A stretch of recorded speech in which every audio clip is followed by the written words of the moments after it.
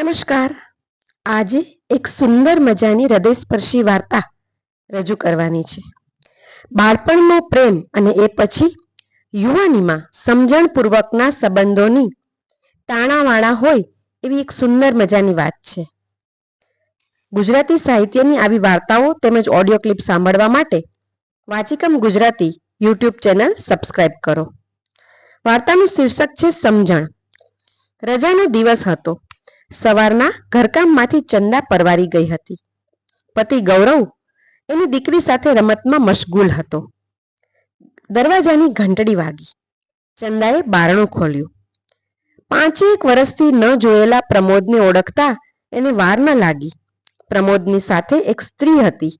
એની પત્ની હશે એવું થોડું અનુમાન કર્યું. પણ પ્રમોદ મારા ઘરે કેમ આવ્યો હશે? એવા પ્રશ્નભર્યા અચંબા સાથે એને આવકાર આપ્યો. સાથે સાથે સંકોચ પણ થયો અને ડર પણ લાગ્યો. એ બંનેનું બચપણ એક જ ગલીમાં વીત્યું હતું. ચંદા પ્રમોદથી 2-3 વર્ષ નાની હતી. સાથે રમ્યા ન હતા, પણ કિશોર અવસ્થા વખતે પરસ્પર આકર્ષણ થયું હતું. ચિઠ્ઠીઓની આપલે થઈ હતી. ગલીથી દૂરની જગ્યાએ 2-4 વખત મળ્યા પણ હતા. જૂનવાણી બાંધકામવાળા ચંદાના ઘરમાં એક ઓરડાની બારી ગલીમાં ખુલતી, જેના નીચલા બારણા જરૂર પૂરતા જ ખુલતા. ફર્શ પર જડવામાં આવે એવા આરસપાનની લાદીનો એક ટુકડો બારીની નીચલી કિનારી પર મૂકી રાખ્યો હતો. ગલીમાં કોઈ હોય નહીં ત્યારે પ્રમોદ એ આરસના ટુકડા નીચે ચિઠ્ઠી મૂકી બારણા પર 2 ટકોરા મારતો, એટલે અંદર રહેલી ચંદાને ખબર પડી જતી. વળતી ચિઠ્ઠી ચંદા જરા જગ્યા ફેરવીને મૂકતી, એટલે દૂરથી જોઈને પ્રમોદને ખબર પડી જતી. આવું પ્રમોદનું 12મું ધોરણ પૂરું થયું ત્યાં સુધી ચાલે રાખ્યું. પ્રમોદ બીજા શહેરમાં ભણવા ચાલ્યો. ચિઠ્ઠીની આપલે અને 2-4 મુલાકાતોમાં જ આમ તો પ્રકરણ સંકેલાઈ ગયું. બંને કુટુંબના કોઈને આ વાતની જરા પણ ગંધ આવી ન હતી, એટલે પાડોશી તરીકેના સારા સંબંધો જળવાઈ રહ્યા હતા. કોલેજના ચાલુ અભ્યાસે ચંદાની સગાઈ થઈ. અભ્યાસ પૂરો થયે પરણી ગઈ અને હવે એની દીકરી પણ 2 વર્ષની થવા આવી હતી. એ દરમિયાન 5 વર્ષ પહેલા રજામાં ઘરે આવેલ પ્રમોદને એક વાર જોયો હતો. ચંદાએ પતિને આવનાર મહેમાનની ઓળખ આપી.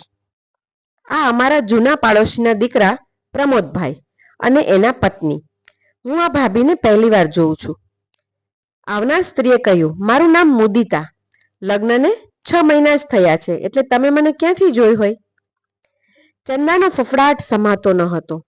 ગૌરવને અમારી ચિઠ્ઠીઓની ખબર પડી જશે તો? આ 2 અહીં શા માટે આવ્યા હશે? આ 2 વચ્ચે મારા માટે ઝઘડો તો નહીં થયો હોય ને? કંઈ ચોખટ કરવા તો નહીં આવ્યા હોય ને? જાણે એ ચિઠ્ઠી પ્રકરણને ઢાંકવા પ્રયાસ કરતી હોય ને તેમ વારે વારે ભાઈ ભાભી એવા શબ્દો વાપરે રાખતી હતી. સામાન્ય વાતચીત પછી પ્રમોદે કહ્યું, અમે અમેરિકા સ્થિર થવાના છીએ.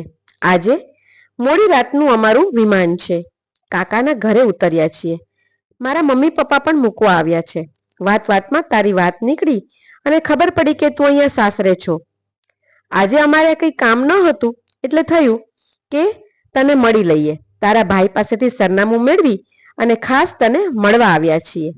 પ્રમોદ ચંદાને તુકારે બોલાવતો હતો. એ બાબત ચંદાના મનમાં વધારે ને વધારે ભય ઊભો કરતી હતી. મુદિતાએ કહ્યું, ચંદાબેન, આમ તો અમે વહેલા નીકળ્યા હતા, પણ ખરીદીમાં થોડીક વાર લાગી ગઈ. અમે અમેરિકા જતા રહીએ પછી ફરી પાછા ક્યારે મળીશું એટલે નક્કી તો નથી. એટલે તમારા માટે અને તમારી દીકરી માટે આ ભેટ લાવ્યા છીએ. એમ કહી એણે ભેટ કપડાના 2 પેકેટ થેલીમાંથી કાઢ્યા, આપ્યા અને જવાની રજા માંગી. ચંદા તો કંઈ ના બોલી. એ તો ઈચ્છતી જ હતી કે આ લોકો જલ્દી જતા રહે. પણ ગૌરવે જમીને જવા માટે આગ્રહ કર્યો. ચંદા, તું અને ભાભી ઝડપથી પૂરી શાક બનાવી નાખો. અમે બહાર આંટો મારી આવીએ અને શ્રીખંડ લેતા આવીએ. ચંદાને એવું હતું કે આ લોકો ના પાડશે, પણ મુદિતાએ કહ્યું, હા બરાબર છે, સાથે જમવાની પણ મજા આવશે. ગૌરવ અને પ્રમોદ એની દીકરીને લઈને બહાર ગયા અને તરત જ મુદિતાએ જરાક મલકીને કહ્યું, ચંદાબેન, તમે અકળામણમાં છો એ મને સ્પષ્ટ દેખાય છે. આવી જ અકળામણ ગઈકાલે તમારી વાત નીકળ્યા પછી પ્રમોદને હતી. મેં પૂછ્યું એટલે એણે તમારી ચિઠ્ઠીઓ અને બારીએ ટકોરાવાળી આખી એ વાત મને કરી. એ તમને પરણી તો ના શક્યા, પણ તમે જ્યાં છો ત્યાં ખરેખર સુખી છો એ જાણવાની અને અમેરિકા જતા પહેલા એક વખત તમારું મોઢું જોવાની એની ઈચ્છા હતી. હવે એ અટકીને બોલી, આપણે તો શિક્ષિત છીએ. પતિ પત્નીએ એકબીજાની ભાવનાને સમજવી જોઈએ. એટલું જ મેં અહીંયા આવવાનું નક્કી કર્યું અને તમારી માટે ભેટ લાવવાનું નક્કી કર્યું.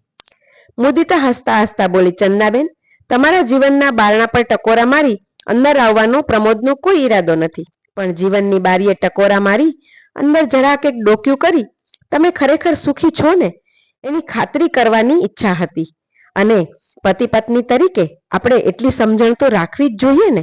અને એટલા માટે જ હું ખાસ પ્રમોદને તમને મળવા લાવી છું.